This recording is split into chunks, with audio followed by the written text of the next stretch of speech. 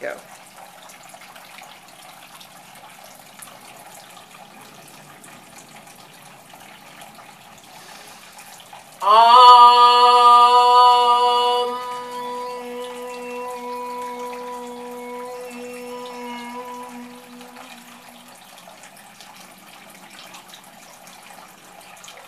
The 6th day is over.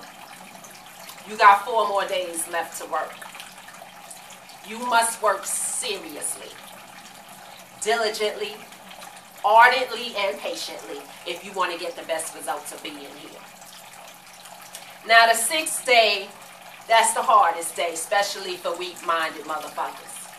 See, because it's like the 6th day is when you start to realize how crazy your ass really is. You start to, it's like, you get the mind attached. Your mind start attacking you. You sitting there trying to meditate. Your mind talking about what this bitch done did to you, what this nigga had did, what, you know, what's going on at home, how many bills you got to pay, and you need to stay focused. The 6th day is a real hard day. That's why a lot of people try to escape. They try to leave. See, you start to realize how miserable you really are. You start to realize that life is misery. Life is misery. You got the misery of life itself. You got the misery of sickness and death. That's the reality. You got the misery of what you ain't got. You got the misery of what you got that you don't want. And y'all know what I'm talking about because there's relationships that are like that. Misery. All you motherfuckers is miserable and you really need to realize that. Now, I know this teaching may seem optimistic, but it may seem pessimistic, but it's very optimistic. Alright? It's very optimistic because you realize that misery comes from inside of you. Your misery comes from inside. Now, I'm going to tell you a story. You got a mother, right? She got 3 sons. So she sent her first son out for some Kool-Aid. She sent the first son out for Kool-Aid. You know, he walking outside going to get the Kool-Aid. He tripped. Spilled half the Kool-Aid. He come home crying. Ma, I spilled half the Kool-Aid. I'm so sorry. I'm sorry. He pessimistic. He concentrating on what he ain't got. Right? So, okay, she sent her second son out. He walking outside. He walking outside. Motherfucker tripping fall. He spilled half the Kool-Aid.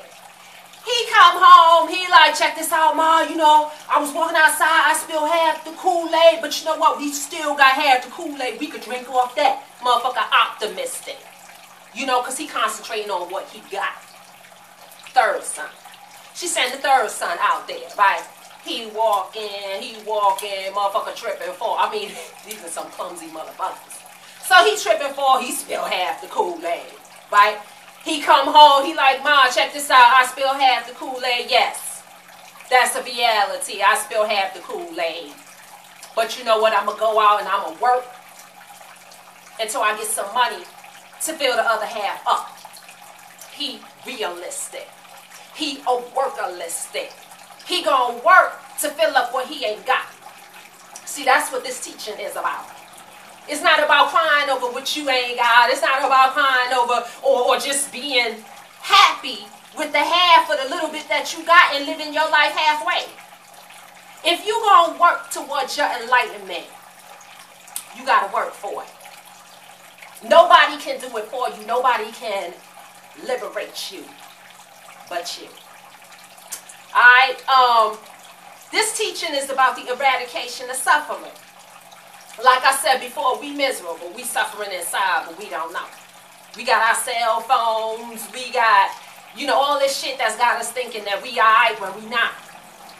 You can't pimp the universe. You can't half-ass your way to enlightenment. You got to go all the way. And the way out of misery to enlightenment is to observe the habit pattern of the mind. And we do that by observing the incoming and the outgoing breath. The incoming and the outgoing breath. You also observing the sensations in your body. See, because everything starts by the sensation. You start to feel anger. You have a thought. You have that thought, and then you feel the sensation in your body. That's how all that starts stuff. And then it manifests in your life. Accept your misery, but remain optimistic. See, with this teaching, this technique, you have the truth within the framework of the body. That's why we feel the sensations that we feel. Don't go by what Antoinette said. Experience it for yourself. Stay here for the full 10 days. The truth at the experiential level. And people will try to throw you off. People will try to throw you off. Let me tell you a little story about me. I reached enlightenment on the roof of Jackson Projects, right there on 165th Street. But you know what? I had to deal with all types of shit. Bitches is ruthless. I'm going to tell you that right now. Bitches, when you start to try to do something that's good for yourself, you want to change your life.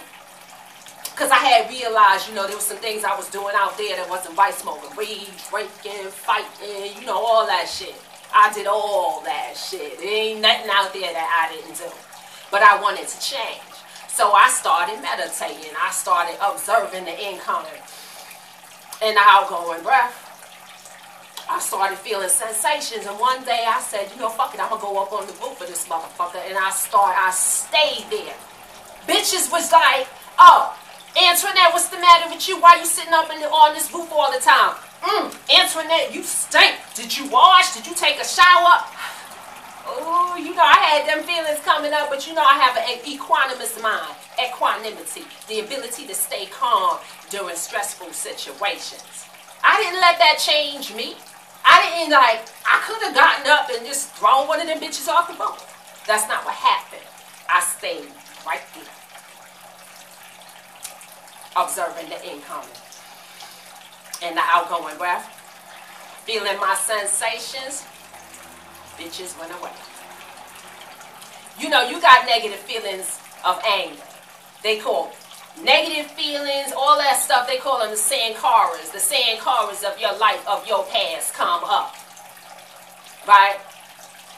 With awareness and observing the habit pattern of your mind, observing your breath, observing the sensations in your body, awareness weakens the power of bitches, of negativity. Because bitches ain't nothing but what's in your mind manifesting on the outside. When you turn off the light, darkness gotta go. It gotta go. You can't stay like that. Now, that's the law of nature. Okay, darkness and light just don't mix. They don't stay together. But if you feed the negativity, for instance, if I was to get up and start smacking one of them bitches and bam, go get my yak, or just start, going berserk, that would have been my old way of doing it things. I would have continued to generate the same negativity. It would never leave. It would multiply itself. The only way is to go deep inside yourself and observe how you are generating your own negativity. That's the only way. Now, by practicing this technique, you can come out of your misery and experience real peace and real happiness. And may all beings be happy. This is the path to liberation. May all beings be happy.